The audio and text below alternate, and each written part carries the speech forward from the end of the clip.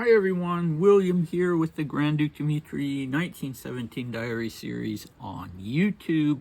We are doing, at the moment, a very long entry for the 16th of September 1917. Here in our own world, it's the 12th of October 2025, and I'm coming to you from the Portland area, Portland, Oregon. Rainy afternoon. You recall how faithfully Dmitri used to give us the weather report, but he's not doing that anymore.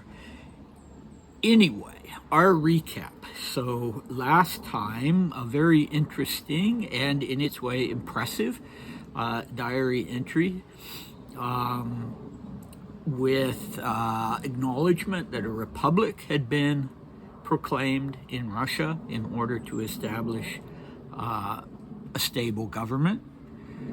And then we have Dmitri's skepticism about whether that republic will last, and his assessment of the Russian people, the vast majority, the uneducated majority, as being really vulnerable to demagoguery because of their lack of education and because of the very high percentage of people who were actually illiterate. And then we have his prediction of more bloodshed, that things were far from settled, even though the Republic had been declared. And of course, he was right about that. I'm sure he wasn't the only person, who saw that coming. It was right around the corner with the October Revolution, the Bolshevik Revolution, still to come. Okay, so we have some supplemental text today because I have, Education of a Princess, Grand Duchess Maria Pavlovna the Younger, Dmitri's sister, her memoirs. I believe they were published in 1931. The book, I think, was published in large quantities, so it's really not that difficult to find. The second volume of memoirs is more difficult to find, called A Princess in Exile. At least that used to be the case. I haven't looked it up.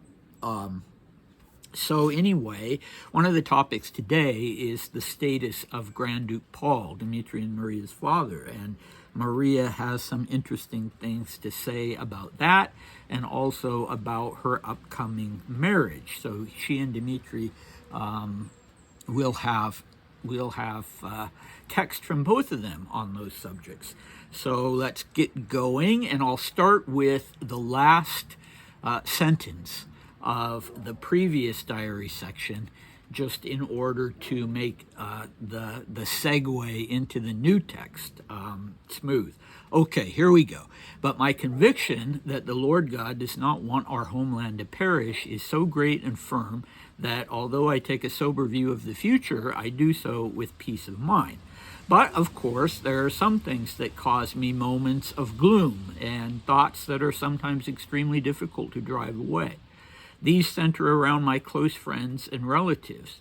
The accursed distance that separates me from Papa, Maria, and my friend Laming is sometimes unbearable. It's not even possible to carry on a proper correspondence, let alone speak to any of them. What will become of Father? Of course, it would be better if they would allow him to go abroad. Some pretext has been cooked up to prevent it. It doesn't matter whether they call it expulsion or something else. It would just be better for him to be far away from all these horrors. I also thank God that Papa's health is good. I would have thought that this experience would have a tragic effect on him, but apparently Papa is holding up. As for Maria, it's great that she's getting married, firstly because she won't be alone, and secondly because she'll be able to exchange the name Romanov, now universally hated, for the good, albeit bourgeois, name Princess Putyatyn. There's just one thing that scares me a little about this marriage. Maria herself writes that Putyatyn is 2 years younger than her and terribly modest and meek. Doesn't that mean that Maria will dominate every aspect of their lives, and won't that lead to her finding her future husband too weak-willed and soft? Those, after all, were the very faults that incriminated Wilhelm in her eyes. Of course, it's difficult to judge from a distance. Perhaps my future beau-frere will turn out to be authoritative and firm and will know how to bend Maria to his will, which is what she needs. Okay, misogyny alert there. But of course he knew his sister better than we do. So, all right, let's see. Beginning with this idea of he's at peace, but there are certain thoughts that he needs to drive away. And he talks about this a lot in his diaries, about the way he copes with things by, consciously driving thoughts out of his mind, which makes me think that probably he struggled a bit with obsessive thoughts about things. And so he really had to have an active strategy on how to deal with that. And you see that over and over again with him. Not that anybody would want to get caught in that sort of dwelling on something to the exclusion of all else, but it seemed to have been a particular thing that Dmitri struggled with. Interesting that when he's talking about his own friends and dear ones, who he is so unhappy about being able to be in touch with, he singles out three specific people, one being his father, one being his full sister, Maria, and the other being Laming, who he identifies here as his friend. My friend Laming, and I've never heard him say that before, and he's going to be talking about Laming and Laming's wife more in the conclusion of this particular diary entry, so that will be the next video. And he is going to, speak so warmly about them that I think there's real gratitude there and a real sense that, yes, Laming is my friend and has been my friend. So I don't want to put the cart before the horse, but that immediately jumped out at me when I reread this, that he's calling Laming his friend. And that these are the three people that he really feels close to. He's not mentioning Yusupov or Korali or even Nicholas and Alexandra, but these three people are the ones that it so much disturbs him to be out of touch with. Interesting that he doesn't mention Paul's arrest, because Paul had been under arrest since the end of August. For more than 2 weeks. And he was under house arrest. He was not in jail. So he was still at home. But I don't know if Dmitri knew that he was actually under arrest.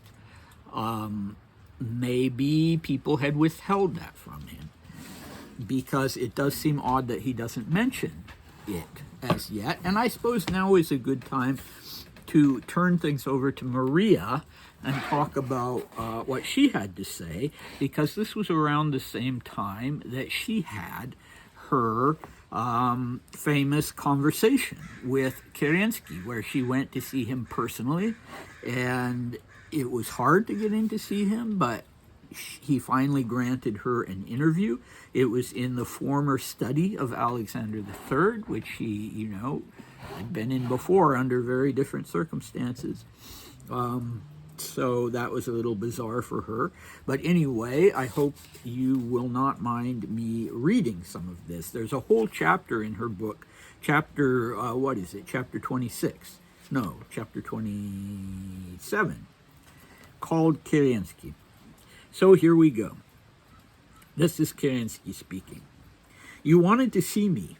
What can I do for you?" he asked, looking me over with indifference. He knew perfectly well why I had come. "Alexander Fyodorovich," I began nervously, feeling that my voice did not sound right. "For reasons unknown to us, my father and his family have been arrested." "Yet you are his daughter and you are free, as you see," he interrupted, smiling wryly.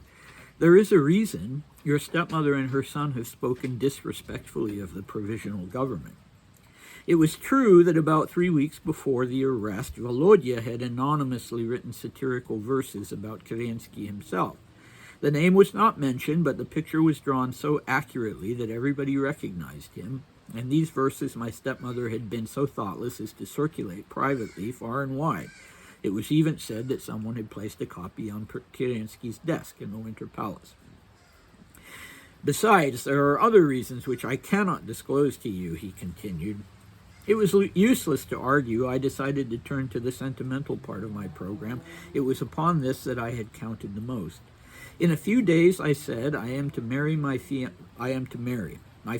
is Prince Putyatin, I added, hoping that so democratic a choice on my part might soften my judge. Yes, I am informed. He is an officer of the 4th Regiment of Sharpshooters. Kerensky uttered with such contempt the name of that crack regiment of the Guards that I understood how widely my tactics had miscarried, and continued with still less confidence. You can understand my desire to see my father and his family at my wedding.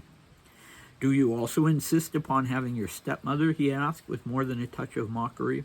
Why, of course, I replied. It is natural that on such a day I should like to have around me all those dear to me. Please, Alexander Fyodorich, arrange it so that the arrest be withdrawn by that time. But do you know what the soldiers on guard would tell me, were they to learn that I had freed your father for such a reason? They would say that when their daughters married, they were not permitted to go home for a visit, let alone being freed from arrest. Okay, there we go. So that's, that's a valid point. But on the other hand, Maria couldn't help that. The war wasn't her idea. So not really fair in that respect. Anyway, very interesting. Now, did Dmitri know that she had this interview with Kerensky? He doesn't mention it. Maybe he will later. We'll see. I don't think he'd found out about it yet, as of the 16th. Anyway, returning to him, well, just a quick word, I have seen one of Bodya's drawings, but it was terribly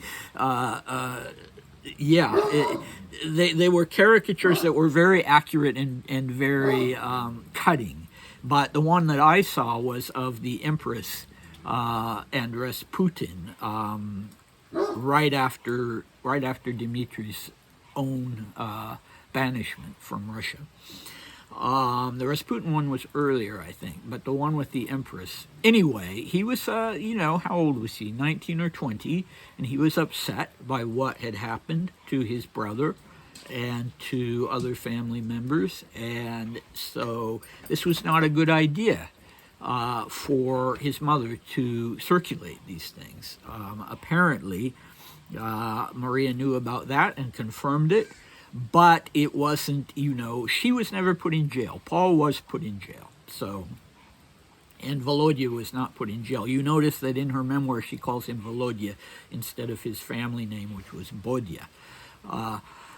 Okay, so we go forward to Dmitri. This would be something that he would say over and over again in these first years after the revolution, that the name Romanov is universally hated, that it's a name that people spit on. He always puts it, he doesn't say that here, but he always puts it very viscerally when he talks about that. And so he's glad that she's marrying someone with a good but bourgeois name. So a lot of us would think, well, that's not bourgeois, it's aristocratic. But to him, it's a bourgeois name. And honestly, there were so many princes in Russia. It was by and large not a royal title. Some of you may remember in Dostoevsky's famous novel, The Idiot, that the title character is a prince, even though he begins the book in a completely impoverished state, without a penny to his name. And, that in itself was probably uncommon, but there were, princes and princesses were kind of a dime a dozen in Russia at that time. Anyway, whether he qualified as an aristocrat or not, I don't know. This was Sergei Mikhailovich Putyatin. His father, Mikhail, had been a colonel in the Preobrazhensky. Was still, I think, the commander of the Preobrazhensky, and before the war had been the director of the Tsarskaya Selo palaces, sort of the commandant, I guess, of the palaces. So you can see where Maria would have met him. I didn't go further back in the memoirs to refresh my memory on her account of how she and Sergei Mikhailovich ended up coming together. And so then there's this very, very interesting assessment on Dmitri's part of, you know, how this marriage is likely to turn out. And, you know, it lasted until when? Until 1923, and then they did end up getting a divorce. But I don't think that, you know, for the reasons that Dmitri was here anticipating. He was in favor of the marriage, as you can see. He's a tiny bit sniffy about it, about the name, but he's in favor of it. Apparently, Paul was also in favor of it. You know, he wanted to attend the marriage. He wasn't going to disapprove or not give his blessing of that. And they were, you know, a pretty advanced branch of the family.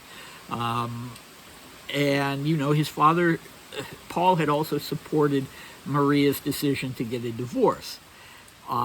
So very, very interesting here that Dmitri attributes that divorce to her previous husband, Prince William or Wilhelm of Sweden, not having been strong-willed enough to handle her. So that's interesting, isn't it? I've heard there were other reasons. Again, I didn't go back to her own memoirs and read her assessment of why the marriage failed. But that was Dmitri's assessment, rather interestingly. So what would the relationship be like between Dmitri and his beau-frère, his brother-in-law? Well, I'm going to indulge in that a little bit, although I don't want to go much longer. They would, initially, when Maria and Putyatyn, whose nickname was Gulhek, arrived in London, they ended up renting a house, and all three of them lived there.